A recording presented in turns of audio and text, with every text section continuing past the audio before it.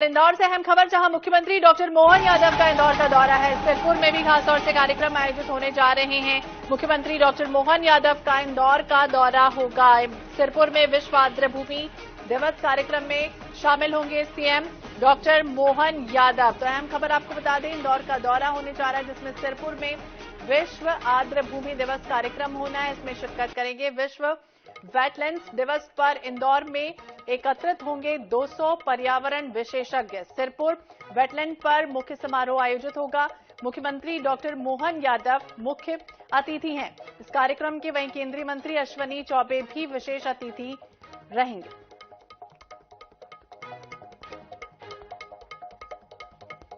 तो world wetland day event आज होने जा रहा है इंदौर में। इसी कड़ी में सीएम डॉक्टर मोहन यादव इस कार्यक्रम में शिरकत करने जा रहे हैं। ज्यादा जानकारी के लिए हम बात करेंगे, हमारे सहयोगी महेश मिश्रा इस वक्त हमारे साथ लाइव जुड़ गए हैं। महेश, क्या जानकारी, कितने बजे सीएम पहुंचेंगे, क्या तैयारियां हुई हैं? और ये भी कहा गया कि जो पर्यावरण वैद्य यानी विशेषज्ञ हैं वो भी पहुंचने वाले हैं, तो किस तरह का ये कार्यक्रम?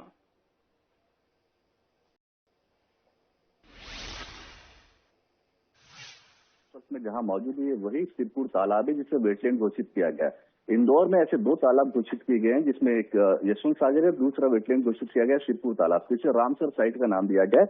यहाँ पे 200 से ज्यादा पर्यावरणविद, जिसमें देश और विदेश के लोग भी मौजूद हैं, वो सब यहाँ पहुंचेंगे। पीछे की ओर आपको जो पूरी तैयारी नजर आ रही है, ये वही तैयारी है जो मुख्यमंत्री के आने के स्वागत के लिए यहाँ पे तैयार किया गया है। यहाँ पे पीछे की ओर एक बहुत बड़ा तालाब है। इस तालाब को आज से 400 साल पहले होलकर परिवार ने बनवाया था, जो यहाँ के तत्कालीन राजा हुआ करते थे।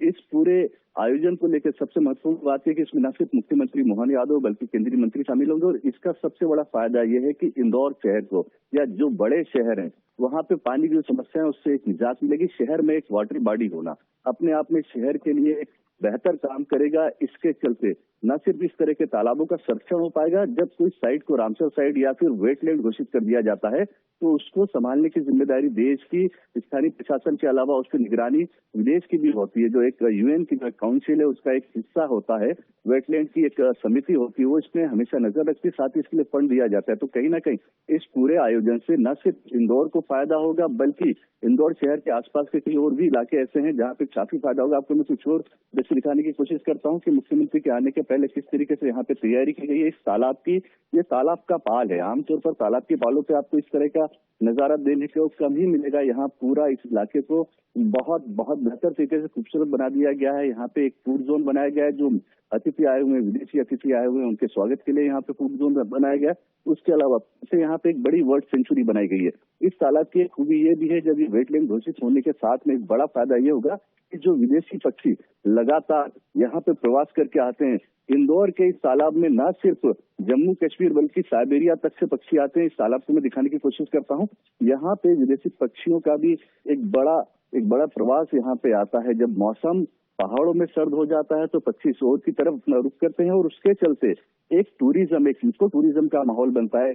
जो बर्ड वॉचिंग के लिए लोग आना चाहते हैं, जो पशु पक्षियों की जो उनको उनमें रुचि रखते हैं, वो लोग यहाँ पे पहुंचते हैं। उन लोगों के अलावा यहाँ पे बड़े इस तरह के लोग भी पहुंचते हैं जो न सिर्फ पर्यावरण से प्रेम रखते हैं, बल्कि पूरे इलाके में जो पक्षी आते हैं उनके फोटोग्राफी के लिए विदेशों से लोग यहाँ पहुंचते हैं। तो कहीं ना कहीं ये इंदौर शहर को न सिर्फ पानी देगा, बल्कि एक इको टूरिज्म का भी एक बड़ा हिस्सा बनेगा। जी बिल्कुल, आपने जिस तरह से कहा कि एक बड़ा सा वेटलैंड बनने जा रहा है, इसके लिए तमाम एक समिति है वो गठित की जा रही है। सुरक्षा किस तरह से की जाएगी? दूसरी तरफ ये भी बताइए कि क्या पेड़ पौधे भी लगाए जाएंगे, तो उसके लिए कुछ टेंडर निकाला जाएगा, या कैसे ये पेड़ पौधे यहाँ पहुंचेंगे, क्या व्यवस्थाएं की जा रही है उसके लिए? देखिए श्रोता, पेड़ पौधों की यहाँ पे कोई कमी नहीं है। पूरा लश ग्रीन एरिया है। इंदौर शहर का बाहरी इलाका ये पूरा लश ग्रीन एरिया है। हाँ, सुरक्षा की आपने जो बात की, एक बहुत महत्वपूर्ण विषय इसलिए हो जाता है कि इस तालाब का जो पीछे वाला हिस्सा है, शहर बढ़ते बढ़ते वहां तक आ गया। कई अवैध कॉलोनियां, लगभग 700 से ज्यादा अवैध कॉलोनियां इसके वाटर कैचिंग एरिया में। वाटर कैचिंग एरिया यानी कि जब बारिश का पानी आसपास से बह के इस तालाब तक पहुंचता है, वहां पे अवैध कॉलोनियां लंबे समय से बन रही थी।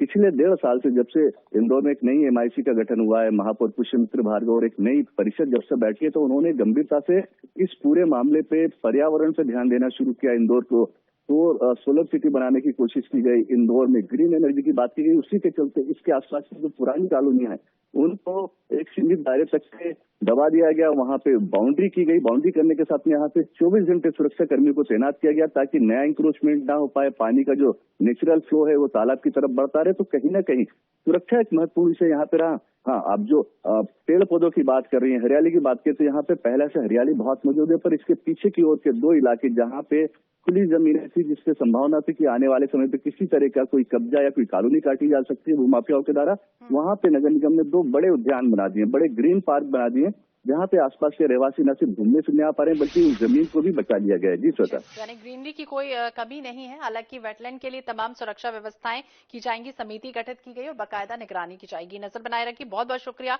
महेश, तमाम जानकारी।